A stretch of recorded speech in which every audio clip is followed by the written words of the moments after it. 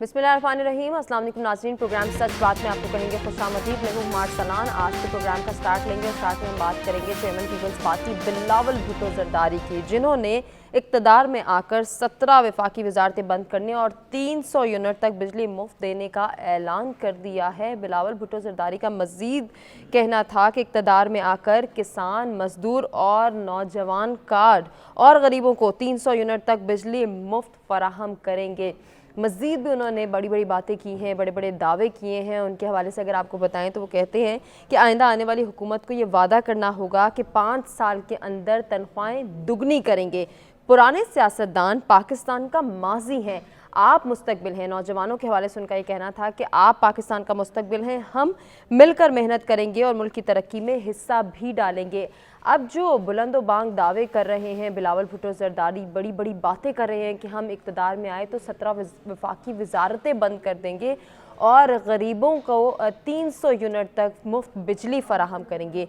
क्या ये बयानात मुल्क के मौजूदा सिनेरियो को देखते हुए मुमकिन हो पाएंगे, नहीं हो पाएंगे? क्या ये दावे वो पूरे कर पाएंगे, नहीं कर पाएंगे? एक जानिब तो हम ये देख रहे हैं कि इंतखाबी सरगर्मियाँ तेज़ी से जारी हैं, इंतखाबात की तैयारियां भी उरूज पर हैं। दूसरी जानिब मंशूर की जब हम बात करते हैं, सियासी जमातों का जो मैंडेट है, जो मंशूर है, उसके हवाले से क्या सियासी जमातें आवाम को जो है अवामी एतमाद हासिल करने में कामयाब हो रही हैं, आवाम को कायल करने में कामयाब हो रही हैं, नहीं हो रही?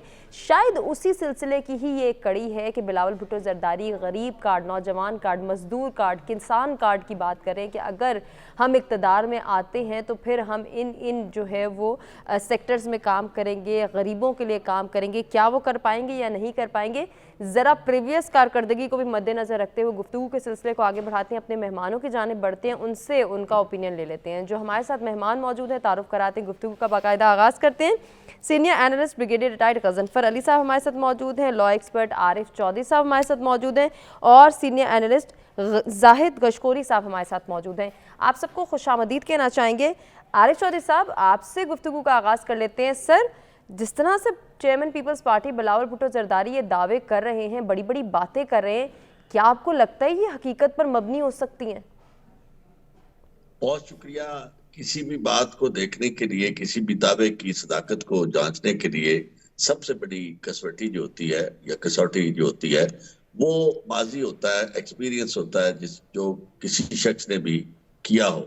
अगर आप एक शख्स से ये तवक्को करते हैं कि वो कल को डिलीवर कर सकेगा तो इससे पहले अगर उसका कोई तजुर्बा है तो वो बहुत इंपॉर्टेंट होता है। अब ये जो बिलावल साहब दावे कर रहे हैं, बिलावल साहब का बहुत बड़ा एक्सपीरियंस जो है हमें नजर आ रहा है, वो अपनी गवर्नमेंट इनकी सिंध के अंदर है। सिंध की गवर्नमेंट जो है दुनिया की मेरा ख्याल है कि मस्त गवर्नेंस अगर किसी जगह है तो वहां है।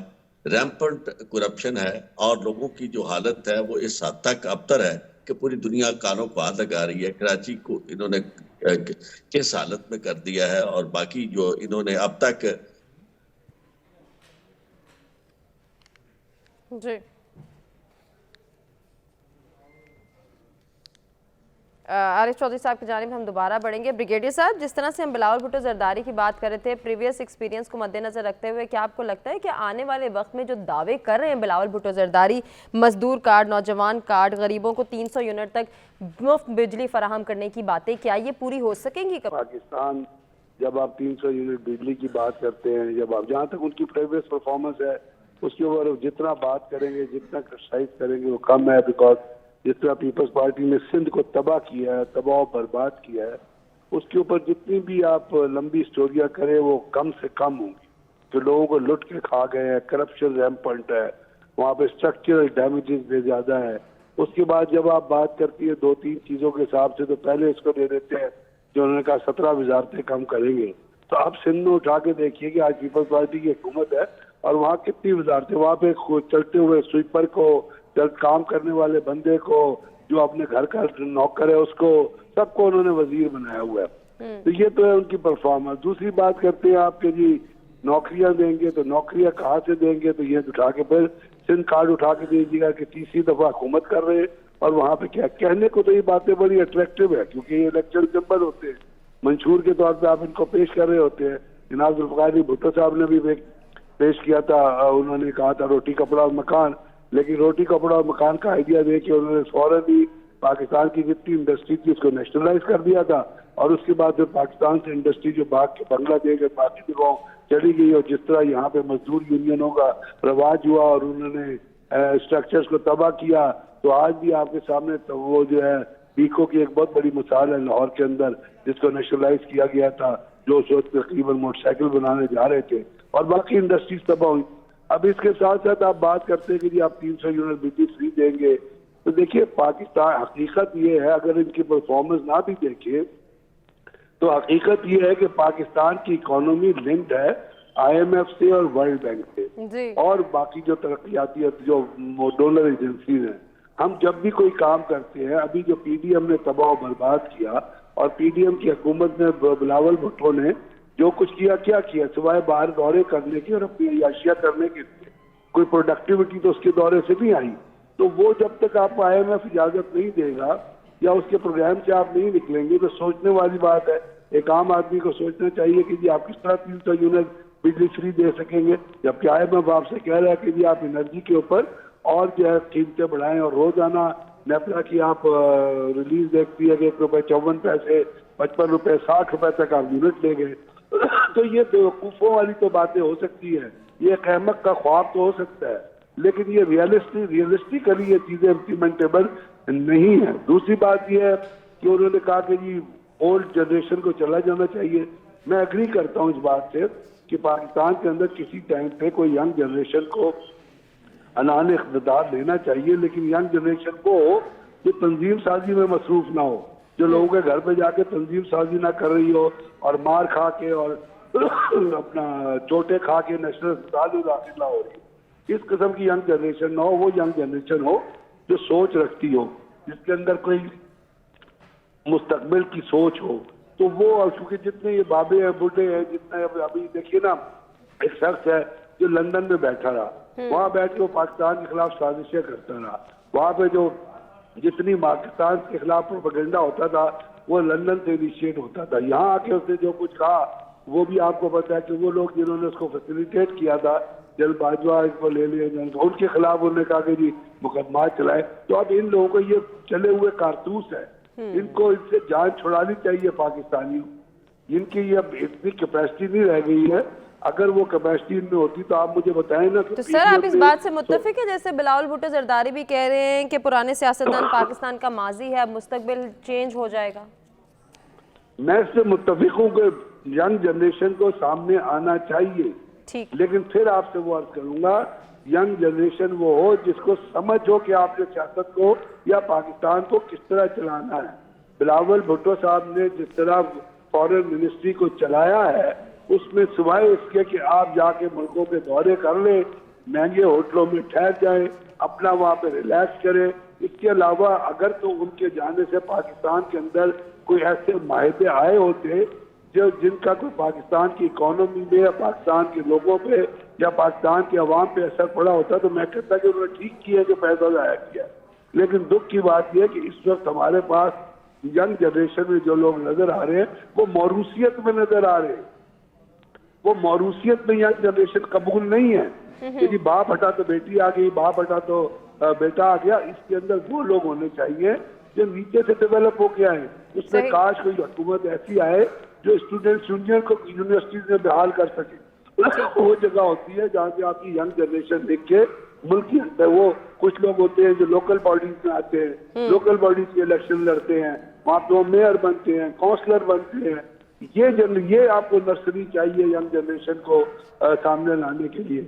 लेकिन ये मौरूसियत की यंग जनरेशन जो होती है ये क्वालिफाइड नहीं होती। अगर आप कहें कि जी आज जनाब बिलावल भुट्टो प्राइम मिनिस्टर बनने के लिए क्वालिफाइड है, तो I am sorry, he is not. या उससे अलावा आप किसी और ब्रिगेडियर साहब आप बड़ी इंपॉर्टेंट बात कर रहे हैं। मैं चाहूंगी जाहिद साहब को भी हम इस डिस्कशन में शामिल करें। जाहिद साहब, पहले तो आपको खुशामदीद कहना चाहेंगे प्रोग्राम में।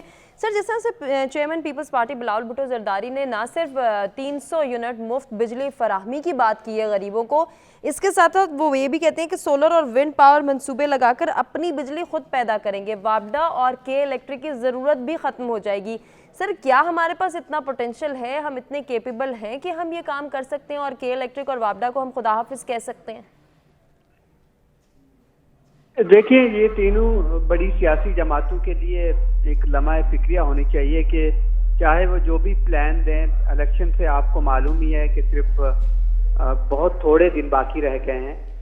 अवाम इनके उनको बाय करना चाहते हैं। इस वक्त जो पॉपुलर वोट बैंक है वो किस पार्टी का है ये देखना होगा हमें। और जो नारे हैं, क्या अवाम जो वोटर्स हैं, जो कमिटमेंट है सियासी जमातों की आवाम के सामने, जो उन्होंने अपना मंशूर रखा है, आपने किसी पार्टी का कोई बड़ा मंशूर नहीं देखा होगा कि आने वाले 6 महीने में या 3 महीने में, पहले 3 महीने में एक सियासी जमात अगर सेंटर में हुकूमत बनाती है तो क्या उसका प्लान होगा आवाम के लिए। जब ये बात सही है कि ये नौजवानों का इंतखाब है आने वाला 2024, उसकी वजह ये नहीं है कि नौजवान ज़्यादा से ज़्यादा उम्मीदवारान के तौर पर सामने आ रहे हैं मुख्तलिफ हल्कों से।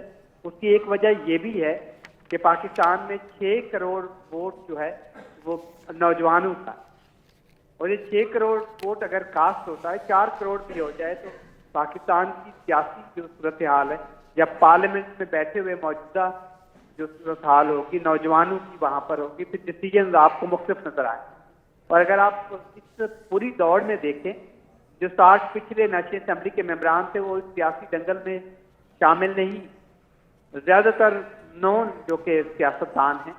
आप देखिए, आपको बहुत सारे ऐसे नजर आएंगे। मैं मिसाल देता हूँ, जिस तरीके से बहुत पुराने सियासतदान अक्सर यार वली खान इस रेस में शामिल नहीं, और इलेक्शन कॉन्टेस्ट नहीं कर रहे, चौधरी शुजात हुसैन भी नहीं कर रहे, हामिद नासिर चथा भी नहीं कर रहे। आप पीपल्स पार्टी की अगर बात करें, वहाँ शिकारपुर से गौस बख्श मेहर उनके बच्चे इलेक्शन कॉन्टेस्ट कर रहे हैं। तो नौजवान तो आ रहे हैं, इनके बेटे सबके जो मैंने नाम लिए, इनके बच्चे इलेक्शन कॉन्टेस्ट कर रहे हैं। दूसरी तरफ अगर आप देखें, 2 कैंडिडेट हमारे पास ऐसे भी हैं जो 90 साल की उम्र से ज्यादा हैं। इस तरह से कायम अली शाह ने अपने नॉमिनेशन पेपर फाइल किए हैं, वो इलेक्शन कॉन्टेस्ट कर रहे हैं और 90 साल से ज्यादा की उम्र, जो कि ये भी एक एक्सपीरियंस काउंट होगा पार्लियामेंट के लिए। फिर इसी तरह से 90 साल की उम्र है सरदार जुल्फ़िकार खोसक, वो भी डेरा गाजी खान से इलेक्शन कॉन्टेस्ट कर रहे हैं। तो पार्लियामेंट एक मिक्सचर होगा एक्सपीरियंस का और न्यू कमर का। लेकिन जो सियासी जमातें हैं, उन्होंने आवाम को क्या देना है, मुल्क को क्या चैलेंज देना है, ये तो किसी भी सियासी जमात के लिए हुकूमत बनाना, ये तो कांटों की एक तेज है, एक हार है जो उसको गले में डालना होगा। बिल्कुल ऐसे ही सर। और मौजूदा हालात को देखते हुए ये भी बहुत ज़रूरी है कि क्या वो दावे, ये जो मंशूर में अपनी बातें कर रहे हैं, बुलंदोबांग दावों का इकरार कर रहे हैं, ये पूरा कर पाएंगे भी या नहीं कर पाएंगे, यकीनन ये एक अलग बहस है। ज़रा इस बुनियादी सवाल के हवाले से हम पब्लिक पोल को डिस्कस करते हैं, फिर दूसरे टॉपिक की जाने भी बढ़ते हैं कि बिलावल ने जो नारा लगाया है वो मौजूदा हालात को मद्देनज़र रखते हुए हकीकत पर मबनी हो सकता है। सिर्फ 30% को ऐसा लगता है, जबकि 70% ऐसा नहीं मानते हैं। नाज़रीन, अब हम अपने दूसरे टॉपिक की जानिब बढ़ रहे हैं। पेशावर हाई कोर्ट ने पाकिस्तान तहरीक इंसाफ इंट्रा पार्टी इंतखाबात कलअदम और पार्टी निशान वापस लेने के इलेक्शन कमीशन के फैसले पर हुक्म इम्तना जारी कर दिया है और PTI को बल्ले का निशान वापस मिल गया। इलेक्शन कमीशन का फैसला मुअत्तल हो गया है। ज़रा अपने मेहमानों की जानिब बढ़ते हैं, कैसे देख रहे हैं वो इस फैसले को, जानते हैं उनसे। आरिफ चौधरी साहब, गुफ्तगू का आगाज़ आपसे करेंगे। सबसे पहले तो इस बात की कानूनी हैसियत हमें बता दीजिए कि इलेक्शन कमीशन का फैसला जो मुअत्तल हुआ है उसके पीछे कानूनी तकाजे क्या कहते हैं, और PTI को बल्ले का निशान वापस जो मिला है, उनसे जो निशान वापस लिया गया था, क्या वो फैसला आपकी नज़र में सियासी फैसला था? देखें, ये बिल्कुल सियासी फैसला था और ये सियासी फैसला पहला नहीं है। PTI को इस मैदान से आउट करने के लिए ये जो इलेक्शन कमीशन है वो हर कदम उठा रहा है। और यदि एक तरफ अगर कोई थोड़ा बहुत रिलीफ मिलता है या कोई बात ऐसी होती है कि PTI को आप इस तरह दीवार के साथ ना लगाएं, तो फौरी तौर पर यानी ताक में खड़ा हुआ इलेक्शन कमीशन ऐसा फैसला कर देता है जिससे PTI को शदीद मुश्किलात का शिकार कर देता है। PTI का बल्ले का निशान जो है कि वो आज का निशान नहीं है, उसको उसकी एक पूरी तारीख है, बल्कि यूं समझे कि 2 दहाइयों क्या वो 24-25 साल से ज्यादा अरसा हो चुका है। और दूसरी बात यह है कि ये जो इंट्रा पार्टी इलेक्शन का कॉन्सेप्ट है, ये सब पार्टी के लिए एक है। यदि आपने अगर देखना है तो सारी पार्टी को तमाम मामलात में एक जगह खड़ा करके आपने देखना है और उन सबसे पूछना है यानी जो भी आपका पैमाना है वो सबके लिए यकसा होगा। लेकिन आप जब पीटीआई को इस तरह रखते हैं कि जनाब वो पहले तो फैसला नहीं करते पूरा महीना 28 दिन, और उसके बाद अगर फैसला करते हैं तो फिर वो उस फैसले में यानी वो बात नहीं है जो आपने बानी ऐलान किया था। इंतहाई गलत फैसला था और मुझे बिल्कुल ये नजर आ रहा था कि इसके लिए पेशावर हाईकोर्ट से राब्ता होगा और पेशावर हाईकोर्ट इस फैसले को मुअत्तल जरूर करेगी। वजह क्या है कि इलेक्शन से चंद दिन पहले थोड़ा अर्सा पहले किसी भी पॉलिटिकल पार्टी को अपने निशान से महसूस करना, इससे ज्यादा ज्यादती उनके साथ हो नहीं सकती। और ये फैसला मुनसिफाना फैसला है और मैं ये समझता हूँ कि पीटीआई जो है बल्ले के निशान के साथ इंतखाब में जाएगी और इलेक्शन लड़ेगी। जहां तक इस बात का ताल्लुक है कि इलेक्शन कमीशन अगर इस सतह पे सुप्रीम कोर्ट में जाता है तो इस इलेक्शन कमीशन इससे पहले भी बददियानती जाहिर है और इसके बाद तो और ज्यादा हवेदा और आश्कारा हो जाएगी, वाज़ेह हो जाएगी कि उसका जाती इस मामले में क्या उसकी दिलचस्पी है। अगर वो कानून के मुताबिक चल रहा है तो कमीशन तो एक एग्जीक्यूटिव अथॉरिटी है, उसके खिलाफ फैसला जो है वो है हाई कोर्ट का फैसला। हाई कोर्ट के फैसले को दूसरी मुझे ये नजर आता है कि अगर सुप्रीम कोर्ट में चैलेंज किया गया तो सुप्रीम कोर्ट का एक बेंच, ऑनरेबल बेंच, ऑलरेडी मुकाम चीफ जस्टिस की सरकारी में ये फैसला कर चुका है कि पीटीआई को आप इस तरह उनके साथ मुआमलत न की जाए और उन्हें डिस्क्रिमिनेट न किया जाए और उन्हें आजादाना तरीके से इलेक्शन में हिस्सा लेने दिया जाए। तो अच्छा आरिफ सर, बड़ी डिटेल से आप बता रहे हैं सर। यहाँ एक बात और मैं आपसे पूछना चाहूंगी कि पीटीआई को ये पेशावर हाई कोर्ट से मिलने वाला रिलीफ जो है, क्या ये आर्जी भी साबित हो सकता है? नहीं, ये आर्जी देखिए मैं आपका करता हूँ कि इलेक्शन की अभी उन्होंने डेट इस केस की और तो नहीं डाली ना। बात यह कि मुअत्तल हो गया, मुअत्तल होने से कम जो पहली बात जो थी, जो तासुर था कि भी पीटीआई के पास से निशान नहीं है इलेक्शन में जाने के लिए, वो तो समझे कि इलेक्शन से आउट ही कर दिया गया था। तो ये सबसे पहला रिलीफ ये मिल गया। और दूसरा ये है कि चूंकि इलेक्शन में दिन इतने ज्यादा नहीं है कि इस स्टेज पे कहीं से भी कोई कोर्ट इस मामले में इस तरह की मुदाखलत, जाहिर है इनके बाद स्वाय सुप्रीम कोर्ट के और तो कोई नहीं है।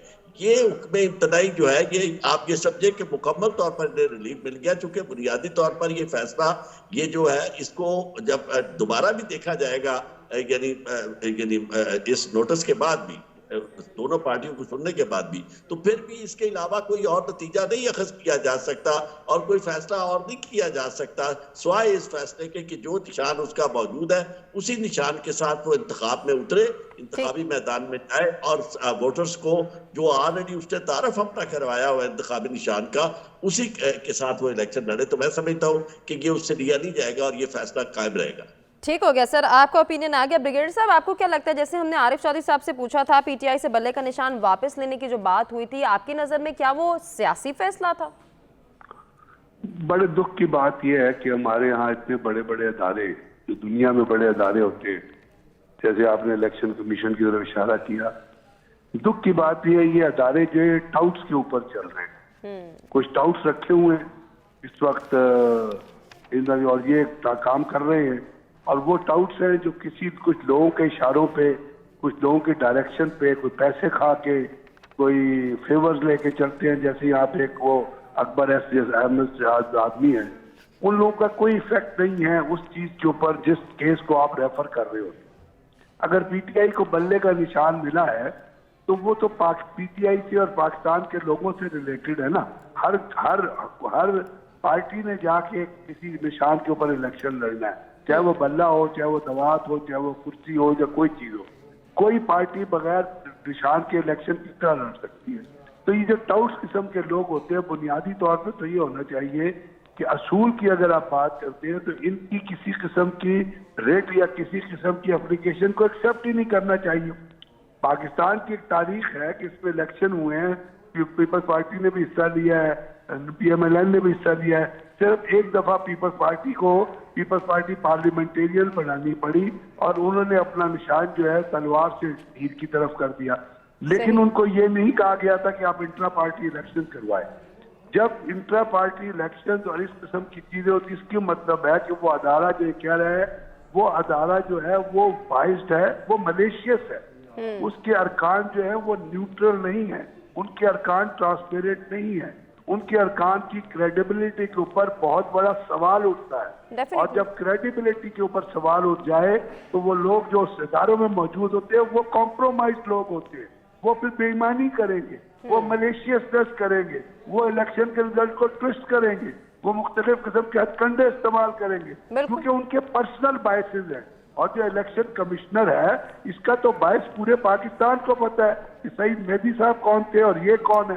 तो ये इस किस्म की चीजें जो होती हैं ये अदालत में जानी नहीं चाहिए। अब मैं तो ये समझता हूँ कि पेशावर हाई कोर्ट को हुकूमत सुनाई देने के बाद इस केस को खारिज कर देना चाहिए था, which is not based on merit. आप किस तरह ये कर सकते हैं कि एक पार्टी जिसको कहते हैं कि लोग अभी गैलप पोल आया है, उस गैलप पोल में ये कहा गया है कि अगर पीपल्स पार्टी, अगर पीटीआई को इलेक्शन लड़ने की इजाजत न दी गई या कुछ ऐसी बात हुई तो 63% वोटर्स हैं वो वोट ही नहीं डालेंगे। तो मुझे ये बताइए साहब, आपको लगता है कि पीटीआई अभी भी बदस्तूर खतरे में जा रही है या फिर उनकी अब राह हमवार होती दिखाई दे रही है इलेक्शन लड़ने की? नहीं, मैं तो समझता हूँ कि वो आखिरी दिन तक, जिस वक्त तक वोट काउंट नहीं हो जाए, वो खतरे में है। क्योंकि जब इलेक्शन कमीशन इस किस्म का फैसला कर सकता है जिसका आप जिक्र करें, तो उसने और बड़े फैसले करने हैं under hand, under the table, और वो उन्होंने इंडिकेट कर दिया कि वो क्या करेंगे और क्या करना चाहते हैं और क्या डायरेक्शन है। तो बात यह है कि आप देखिए ना, अब एक छोटी सी बात मैं आपको अर्ज करूंगा कि एक दिन पीटीआई का वर्चुअल जलसा था, आपने इंटरनेट स्लो कर दिया। अब जिस बंदे ने नहीं भी देखना था ना वो जलसा, उसने वो जलसा देखा। तो जब आप नॉन इश्यूज को इश्यूज बनाते हैं तो वो क्रेडिबल जो भी शख्स होता है, चाहे वो पार्टी हो चाहे वो इंडिविजुअल हो, उसकी स्टैंडिंग में, उसकी पॉलिटिकल क्रेडिबिलिटी में इजाफा करते हैं। अब हमारे हजारों के लोग ये भी सोचते हैं कि भाई ये चीज काउंटर किस तरह होगी। तो बात ये है कि ये किसी तरह भी ये फैसला ना सियासत पे मबनी था, ये मलेशियसनेस पे और बायसनेस पे मबनी था, और इसका मतलब था इस पार्टी को इलेक्शन से आउट करना। जरा जाहिद साहब से भी गुफ्तगू कर लेते हैं, ब्रिगेडियर साहब, उनका ओपिनियन भी देख लेते हैं कि उन्हें क्या लगता है। सर, आपको क्या लगता है ये ओवरऑल जो सिनेरियो डेवलप किया जा रहा है पीटीआई के लिए, तो इलेक्शन में बदस्तूर पीटीआई जो है वो मुश्किलात का शिकार रहेगी या इलेक्शन लड़ने की राहें हमवार होती दिखाई दे रही हैं आपको? जी देखिए, पहला फेज जो गुजरा है उसमें तो तहरीक इंसाफ को फायदा ही हुआ है। उसके 2400 से जायद जो पीटीआई बैक कैंडिडेट थे पूरे मुल्क से, 859 जनरल सीट्स के लिए जो आरओ से वहां पर नॉमिनेशन पेपर्स फाइल किए गए हैं। एक तो पहली बात यह है कि पाकिस्तान में पहली दफा रिकॉर्ड 28,686 उम्मीदवारों ने अपने नॉमिनेशन पेपर्स फाइल किए, जो कि पिछले इंतखाब के मुकाबले में 33% ज्यादा है। इससे ये बात जाहिर होती है कि पूरे पाकिस्तान में जो इलेक्शन मोड है वो बहुत हाई फीवर में है और ज्यादा से ज्यादा कैंडिडेट इलेक्शन कॉन्टेस्ट करना चाहते हैं, और उसमें ज्यादा से ज्यादा कैंडिडेट किसी भी पॉलिटिकल पार्टी की बैक पे फाइल करने वाले वो पीटीआई के हैं।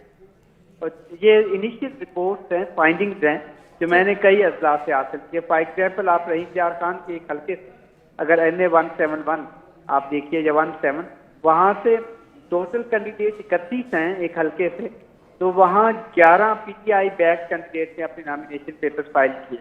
तो इससे लगता है कि पार्टी के लिए एक बात तो है कि उन्होंने मैक्सिमम करवाए हैं नॉमिनेशन पेपर्स फाइल के, कल किसी के रिजेक्ट हो जाते हैं एक स्क्रूटनी में तो पीटीआई का कैंडिडेट होना चाहिए।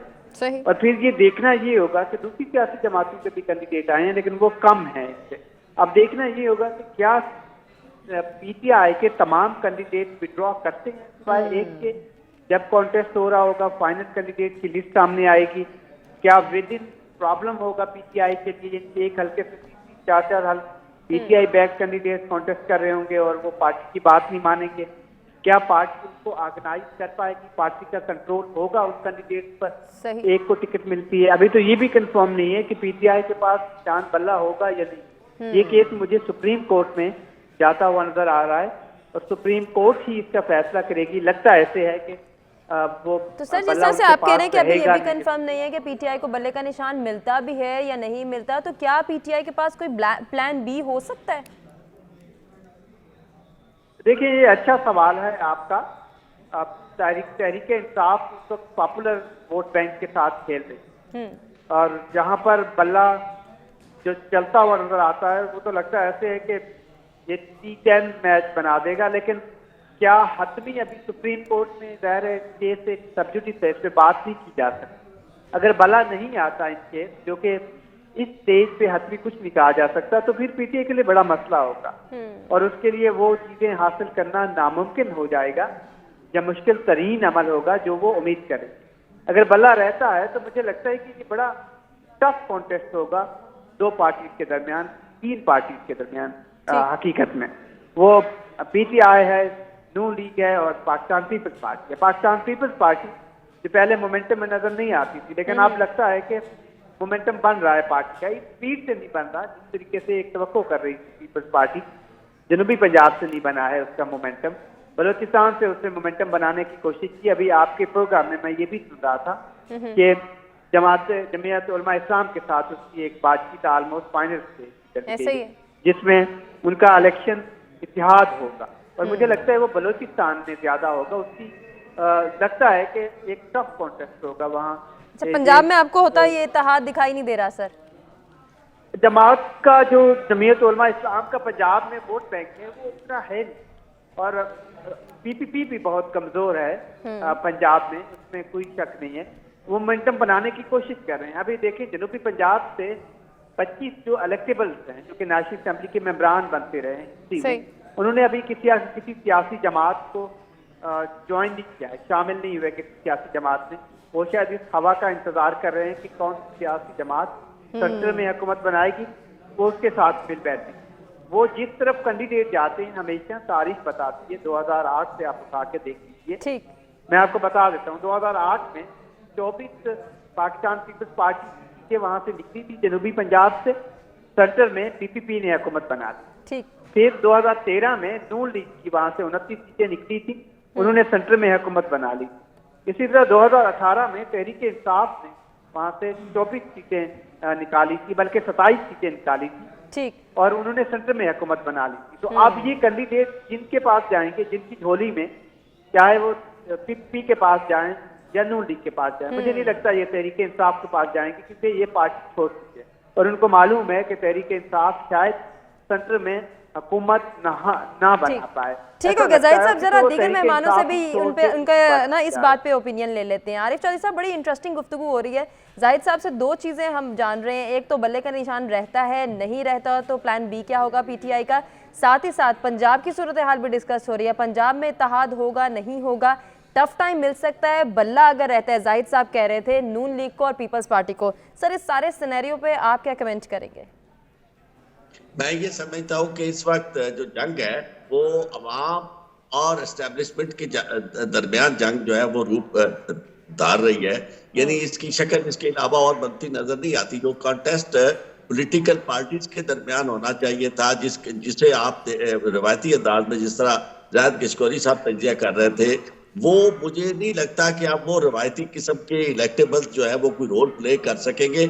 इस वक्त तो जितना ज्यादा दबाव आया है और जितना ज्यादा कोशिश की गई है एक तरफ यानी एक कैंडिडेट को मियां नवाज शरीफ साहब को आगे लाने के लिए और उनकी मुस्लिम लीग नून को इक़्तिदार देने के लिए, और पूरा भरपूर अंदाज में पुलिस का इस्तेमाल होना और लोगों से बैलेट, यानी वो तो आज यानी अगर नॉमिनेशन पेपर छीन रहे हैं तो इलेक्शन वाले दिन ये नजर आएगा कि ये उनसे बैलेट पेपर भी छीनेंगे। तो ऐसी सूरत में जंग मुझे जो है ना वो लोगों के दरमियान, जो लोग इस वक्त आप ये समझे कि जितने लोग इसका तजिया करते हैं वो पीटीआई को ये समझते हैं कि इस वक्त अवाम भरपूर अंदाज में पीटीआई के साथ है और उसमें जरूरी नहीं है लोग पीटीआई को पसंद करते हैं। बात ये हो रही है कि तो सर आपकी बात माजरत के साथ काट रही हूँ, तो क्या इस बात से फर्क पड़ता है कि पीटीआई के पास बल्ले का निशान रहता है या नहीं रहता?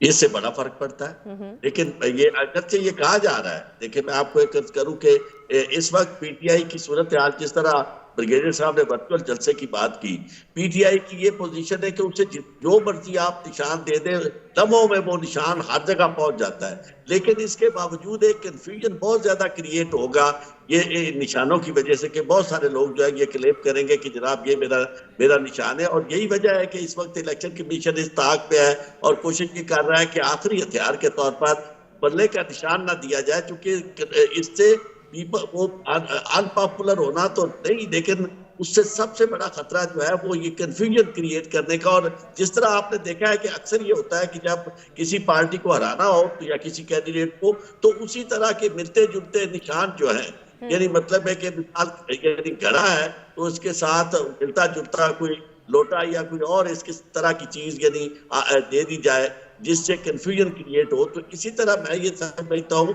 कि इसमें कंफ्यूजन क्रिएट होगा और वो कंफ्यूजन किसी तौर पर भी साफ और शफाफ इलेक्शन की जाहिर नहीं करेगा, उससे बिल्कुल क्लियर ये होगा। सर अभी जाहिद साहब भी ये कह रहे थे कि अगर बल्ला रहता है तो फिर टफ टाइम दे सकते हैं पीपल्स पार्टी और नून लीग को। अगर पीपल्स पार्टी JUIF के साथ इत्तेहाद कर लेती है तो क्या तब भी टफ टाइम मिल सकता है पीपल्स पार्टी को? पीपल्स पार्टी को टफ टाइम जो है ना, देखिए मैं अर्ज करता हूँ कि पीपल्स पार्टी किसी को टफ टाइम देने की पोजीशन में नहीं है इस वक्त। उसकी वजह यह है कि नाइदर हियर नॉर देयर, वो अगर उसका वोट बैंक है तो वो वहां है सिंध के अंदर, और वो भी अंदर चैलेंज है। सिंध के शहरी इलाकों में इस वक्त मोमेंटम जो है वो पकड़ा है MQM ने, और MQM जो है वो किसी तौर पर भी इनकी तादी मान के इन्हें सीट एडजस्ट करने के लिए इनके साथ तैयार नहीं है। तो ऐसी सूरत हाल में जो मुकाबला मुझे नजर आता है पंजाब के अंदर, एक बहुत बड़ी जंग जो है वो PTI और नून के दरमियान होगी। नून को सारी सपोर्ट होगी इक़्तिदार की, और ऊपर वाले लोग जो बैठे हुए हैं, और पुलिस करेगी सारा, लेकिन इसके साथ अवाम जो है, अवाम ज्यादातर जो है वो PTI के साथ है। इसी तरह KPK में अगर आप जाए तो KPK में आपको किसी और पार्टी का नामो निशान नजर नहीं आएगा। इस वक्त इतनी एक्टिवली PTI वहां मौजूद है, बल्कि प्रो एक्टिवली कि वो अपने वोट भी डालेगी और वोट को डिफेंड भी करेगी, और पुलिस का उस अंदाज का रवैया भी जो है वो नजर आपको नहीं आएगा वहां। तो बाकी रह गया बलूचिस्तान के अंदर जो सूरत आपने देखी है, एक गाँव है वो भी बिल्कुल इक़्तिदार वालों के हक में जाती हुई नजर नहीं आती, क्योंकि इस वक्त एहतजाज करके वहाँ की खवातीन, वहाँ के सारे लोग बैठे हुए हैं, और बलूचिस्तान वाले भी जो एक्टिव लोग हैं वो सड़कों के ऊपर एहतजाज कर रहे हैं। तो मुझे ये सारी नफरत जो है ये कन्वर्ट होती हुई एस्टेब्लिशमेंट रूप धारती हुई नजर आती है। ठीक हो गया आरिफ साहब, आपने कमेंट कर दिया। ब्रिगेडियर साहब, जिस तरह से अभी आरिफ चौधरी साहब बड़ी इंपॉर्टेंट बात कर रहे थे कि अगर पंजाब के सिनेरियो को डिस्कस करें तो नून लीग को PTI टफ टाइम दे सकती है रादर देन पीपल्स पार्टी। अगर पीपल्स पार्टी और JUIF का इत्तेहाद होता है तो क्या तब भी PTI ही नून लीग को टफ टाइम देगी या पीपल्स पार्टी भी दे सकती है? बात यह कि जो ग्राउंड रियलिटी है वो बिल्कुल मुख्तलिफ है पिछले जितने इलेक्शन हुए उनसे, और उसमें दो चीजें जो है वो सामने आ रही हैं। एक तो ये है कि जो पाकिस्तान में इलेक्टेबल्स की सियासत होती थी उसके ऊपर काफी सारे सवालिया निशान उठते नजर आ रहे हैं। सही। दूसरी चीज ये है कि जब आप अभी आपने जमा कराए, जिस तरह जाहिद तशोरी साहब फरमा रहे थे कि लोगों ने अपने कागजात जमा कराए हैं, अब ये कागजात स्क्रूटनी से गुजरने हैं।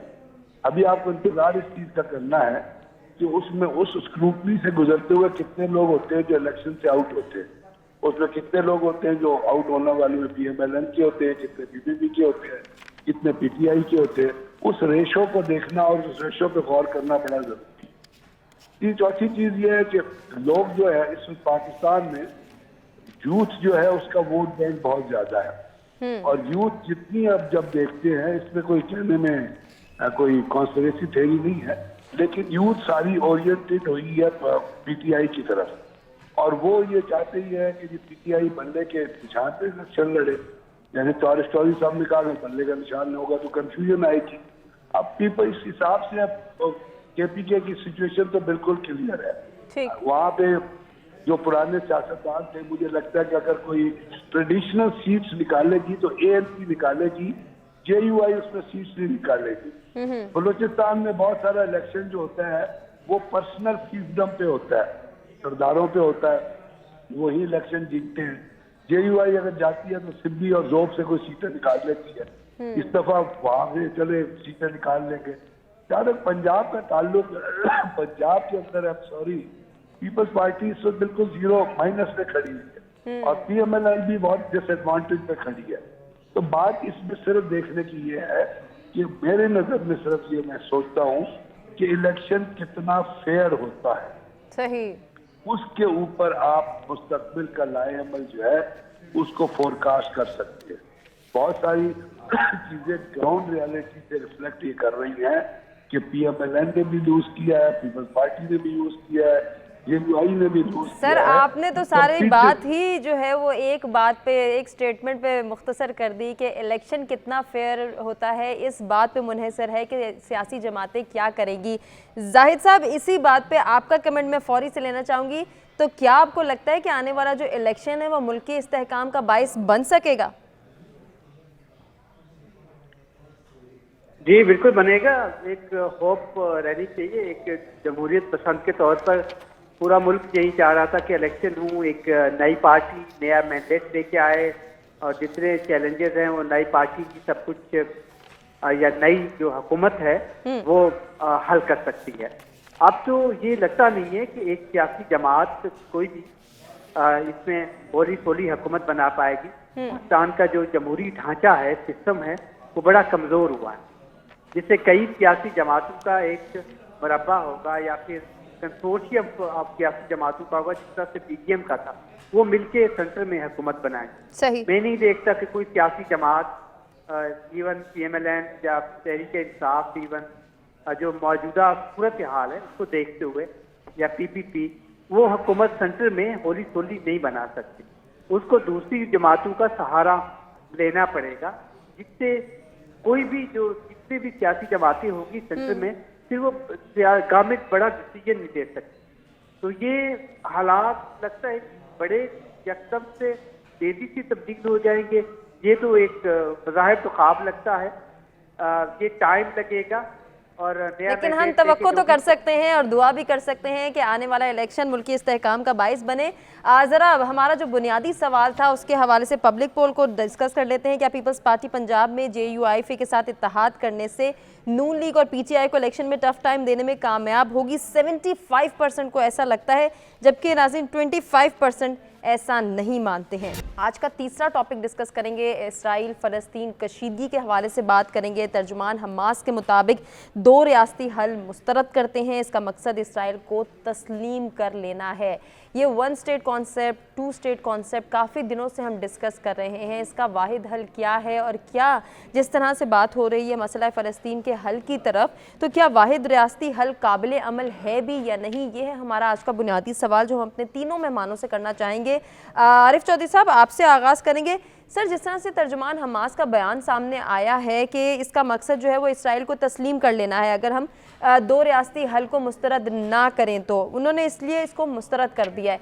सर, आप क्या कहना चाहेंगे इस हवाले से? देखिए, बहुत सारी ऐसी चीजें होती हैं जो हमारे जज्बात से जिनका ताल्लुक होता है, एहसासात से। जहाँ तक इसराइल को तस्लीम करने का मामला है, मैं समझता हूँ कि बतौर मुसलमान के जो हमारी फीलिंग्स हैं, बतौर इंसान के जो अब तक यानी इसराइल ने यानी वहाँ के लोगों को डिस्पोजेस करके उनके राइट्स को यूजर्व करके वहाँ बसने की कोशिश की है, वहाँ आबाद होने की कोशिश की है, वो तो एक ऐसी बात है जिसे आप किसी तौर पर भी अंदर से पसंद नहीं कर सकते। लेकिन इस सब कुछ के बावजूद कुछ ग्राउंड रियलिटीज होती हैं, और ग्राउंड रियलिटीज ये है कि इस वक्त तक इसराइल ने वो कुछ हासिल किया है जो उनके मुकाबले में फलस्तीनी जो है वो बदकिस्मती से हासिल नहीं कर सके।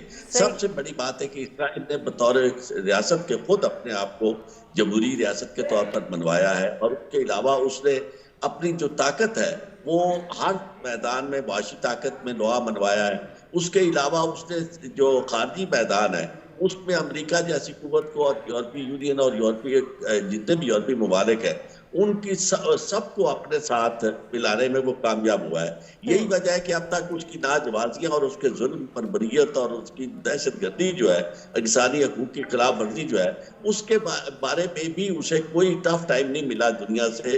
वरना ये मगरबी दुनिया जो है वो अपने आप को बहुत क्लेम करती है कि वो बड़े ह्यूमन राइट्स के चैंपियन हैं और वो इंसानी हकूक की खिलाफ वर्जी को बर्दाश्त नहीं कर सकते। तो इस लिहाज से मैं समझता हूँ कि जो उनके मुकाबले में जो इस वक्त हमास है या यानी जो फलस्तीनी है, फलस्तीनियों ने अपने तौर पर एक जंग लड़ी है, अब तक वो लड़ रहे हैं और अब बड़ी कीमत उसकी भारी वो अदा कर रहे हैं। उस जुल्म और बर्बरियत के खिलाफ वो अपना खून दे रहे हैं, बच्चे छोटे छोटे बच्चे शहीद किए जा रहे हैं। बहुत बड़ा जुल्म हुआ है। लेकिन सब के बावजूद एक जो तकलीफ थे वो ये है कि जिन पे उन्हें तकिया था, वो मुस्लिम उम्मा जो है वो कहीं भी नजर नहीं आती कि उसे किसी तौर पर भी वो उसका साथ दे। जज्बाती नारों की बजाय हमें उन लोगों का ख्याल रखना होगा, सबको सोचना होगा कि हकीकत क्या है। तो उस हकीकत में मैं ये समझता हूँ कि ये तस्लीम करने वाली बात हो या ना हो, दोनों को अपनी अपनी जगह से पीछे हटना होगा और कुछ ना कुछ स्पेस जो है वो देनी होगी, तब जाके ये मसला हल हो सकता है। वरना ये मौजूदा सूरत हाल जो है ये कशीदगी इसी तरह बरकरार रहेगी और कमजोर पार्टी जो है उसको नुकसान इसमें ज्यादा होगा। ये ठीक हो गया आरिफ चौधरी साहब। ब्रिगेडियर साहब, जिस तरह से अभी आरिफ चौधरी साहब बात कर रहे थे कि 2 रियासती हल मुस्तरद कर दिया है तर्जुमान हमास ने, आपकी नज़र में क्या है, वाहिद रियासती हल ही जो है वो इस फ़लस्तीन का मुस्तकबिल संवार सकते हैं, या मुस्तकबिल में हम देखेंगे कि आने वाले टाइम में तर्जुमान हमास भी इस बात के कायल हो जाएंगे कि 2 स्टेट्स कॉन्सेप्ट ही हमें तस्लीम करना है? वो ये कहते हैं कि अगर हम 2 स्टेट्स कॉन्सेप्ट को तस्लीम कर लेते हैं तो इसका मतलब है हम इसराइल को तस्लीम करें। सर, आप भी अपना कमेंट दीजिएगा इस पर। बुनियादी तौर पे तो जो आपने कहा 2 स्टेट सोल्यूशन में अगर वो होता है तो उसका मतलब तो इजराइल को तस्लीम करना ही हुआ ना, कि इजराइल की आप न सिर्फ इजराइल को तस्लीम करते हैं बल्कि इजराइल ने जो गैर कानूनी तौर पे फोर्सफुली इलाके ऑक्युपाई किए हैं, जो वहाँ पर उन्होंने बर्बरियत की है, जो जेनोसाइड हो रहा है, जो अपार्थाइड हो रहा है, जो एक्सट्रीमिज्म हो रहा है, आप उसको तस्लीम कर सकते हैं कि वो ठीक हो रहा है। तो ये तो बहुत बड़ी जाती है मॉडर्न आजकल की दुनिया में ह्यूमन राइट्स के हिसाब से। लेकिन दुख की बात यह है कि एक चीज मैं और आप सोचते हैं, लेकिन इस इजराइल का जो तनाज़ा है, पैलेस्टाइन का जो तनाज़ा है, इसके अंदर सिर्फ इजराइली तो नहीं है। इसको शुरू तो यूके ने किया था। इस मैजेस्टीज गवर्नमेंट ने उस जमाने में 1917 में यहूदियों को गारंटी दी थी कि हम आपके लिए एक जगह बनाएंगे और जहाँ पे आपको आज़ाद करेंगे और वो पैलेस्टाइन होगा। फिर वहाँ पे उन्होंने जिस तरह जुल्म किया यूके की आर्मी ने, फिर उसके बाद जिस तरह लोगों को, इससे पहले 1982 में शटेला में लोगों को मारा गया, उसमें भी 22,000 लोगों को शहीद किया गया। फिर अब एक नया हिटलर पैदा हो गया है, एक नया मुसोलिनी पैदा हो गया है। जो बाइडेन जो भी काम कर रहा है वो हिटलर की रूह को भी शर्मिंदा कर रहा है, और नेतन्याहू जो काम कर रहा है वो तो मुसोलिनी का भी बाप हो गया। अब उस इन तमाम के पीछे खड़ा हुआ है पूरे का पूरा यूरोप इनके पीछे खड़ा हुआ है। तो बात यह है कि जो पूरे यूरोप की इकोनॉमिक और मिलिट्री माइट जो है वो जो बाइडेन की हिटलराना पॉलिसी के लिए और जो बाइडेन नेतन्याहू जैसे मुसोलिनी के साथ खड़ी, तो वो किस तरह ये चाहेंगे कि एक स्टेट वहां पे पैलेस्टाइन बने। मुसलमान ममालिक चुप है, मुसलमानों का तो कोई कंसर्न ही नहीं है पैलेस्टाइन से। अगर पाकिस्तान में आवाज, सर आप भी यही बात कर रहे हैं, आरिफ चौधरी साहब भी यही बात करते हैं कि मुसलमान ममालिक जो है वह अभी खामोश नजर आ रहे हैं, तो कहीं ऐसा तो नहीं मुसलमान ममालिक भी यही सोचते हैं कि 2 स्टेट सोल्यूशन ही वाहिद थेरेपी है इस मसले की? नहीं, आई एम सॉरी, मुसलमान ममालिक कुछ नहीं सोचते। मुसलमान हुक्मरान इस वक्त सोच ये रहे हैं कि जितने लोगों को मार सकता है नेतन्याहू मुसोलिनी, वो उतने लोगों को मार दे। जितने मुसलमान हुक्मरान हैं उन्होंने अपनी आंखें भी सीनी है और कान भी सीनी है। अगर उनके अंदर कोई रियलाइजेशन ह्यूमन लाइफ की होती तो जहाँ ये प्रपोजल पेश हुई थी कि आप तेल पे पाबंदी लगा दे, वहाँ वो प्रपोजल मंजूर हो गई होती। मुसलमान ममालिक के इकोनॉमिक इंटरेस्ट आया है, वो शहर आबाद करना चाहते हैं, कसिनोज बनाना चाहते हैं, कल्चर चेंज करना चाहते हैं, यहूदियों को इंडक्ट करना चाहते हैं, वीजा फ्री सर्विसेज देना चाहते हैं, उनको अपने कारोबारों में शामिल करना चाहते हैं। उनका टोटल कॉन्सेप्ट इस वक्त जो है वो अपनी मुल्क की इकोनॉमी और अपनी इकोनॉमी के अंदर रिवॉल्व कर रहा है। They are not concern what is happening in Palestine. अभी कोई आप बताए ओआईसी की आखिरी इजलास से लेके आज तक आपने किसी मुसलमान हुक्मरान की कोई स्टेटमेंट सुनी? नहीं, किसी किस्म की। मुझे आप यकीन कीजिए, मुझे टर्की से बड़ी एक्सपेक्टेशन थी, लेकिन टर्की से अच्छा तो आयरलैंड निकला, जिसकी पार्लियामेंट में आयरिश लोगों ने कहा कि इसके फलस्तीन के जो सफीर को बाहर निकालो। वहां पे जब मैंने उनकी फॉरेन मिनिस्टर का इंटरव्यू सुना, उनसे जो सवाल किया करने के लिए आप उनसे डिप्लोमेटिक ताल्लुकात खत्म हुए, उन्होंने कहा जी बाकी अरब ममालिक करेंगे तो हम करेंगे, हम अकेले नहीं करना चाहते। इटली वेरी बहुत बड़ी माइट है, इटली के पास इकोनॉमी भी है, मिलिट्री भी है, स्ट्रॉन्ग मिलिट्री है। लेकिन आप देखिए क्या हो रहा, मलेशिया में क्या हुआ है, बहरीन में चलो 1-2-3 डिप्लोमेटिकली चीजें की है, बाकी को तो सारी ऑन द कार्ड है ना कि नोबडी इज स्पीकिंग। इसका मतलब है जो मुसलमान ममालिक का तो ये कंसर्न ही नहीं है कि वहाँ 2 स्टेट बनती है या 1 स्टेट बनती है। उनका कंसर्न है कि जितनों को इजरायली मार दे उतनी पॉपुलेशन वहाँ की कम हो जाएगी, हमको बोलने की जरूरत नहीं पड़ेगी। And this is what happening. और इसका तमाम बेसिस है वो नेतन्याहू का वो झंडा या वो कागज जो उस मैसोलिनी किस्म के हिटलराना इंसान ने लहराया था कि हमें जगह चाहिए। और शायद सर यही वजह है, हम जाहिद साहब से उनका जो है ओपिनियन लेना चाहेंगे कि मुसलमान ममालिक खामोश हैं, वो नहीं जो है बात करना चाह रहे, नहीं दबाव डालना चाह रहे, इसीलिए इसराइल किसी की नहीं सुन रहा, पीछे नहीं हट रहा, स्टिल वही 2 स्टेट सोल्यूशन की बात हो रही है। सर आप क्या कहना चाहेंगे इस हवाले से? जी जाहिद साहब। देखिए, एक बात तो नजर आती है कि दुनिया इस पे पोलराइज्ड है, बड़े बड़े ममालिक जो हैं उनका एक मुख्तलिफ पॉइंट ऑफ व्यू नजर आया है, लेकिन एक बदकिस्मती से जो फेलियर आपको नजर आता है वो जो मुसलमान ममालिक की एक तंजीम है उसने कोई ऐसा स्टेप या इस तरह की इनिशिएटिव जो स्ट्रॉन्ग हो सकती थी डिप्लोमेटिक लेवल पे, यूएन में, दूसरे फोरम पे, उससे कोई हासिल निकाल नजर नहीं आया प्रैक्टिकली। आपने देखा रिकॉर्ड शहादतें हो गई 20,000 से जायद, और जो सही कर रहा है ईरानियन जनरल की भी वहां पर हमें पता चला है कि उसको भी हलाक कर दिया गया है। तो एक बड़ी बड़ी चीजें नजर आ रही हैं और हैरत है कि जो मुसलमान ममालिक हैं, इतनी बड़ी ताकतें हैं, पूरी दुनिया इसको देख रही है, और अमेरिका, बरतानिया, वहाँ पर एक पोलराइज्ड ओपिनियन सामने आया है, ह्यूमन राइट्स वायलेशन पे आवाजें भी उठी हैं, बड़े बड़े प्रोटेस्ट हुए हैं, लंदन में आपने देखा, न्यूयॉर्क में, सर मुख्तसरन ये बता दें कि 1 स्टेट सोल्यूशन क्या काबिल अमल है?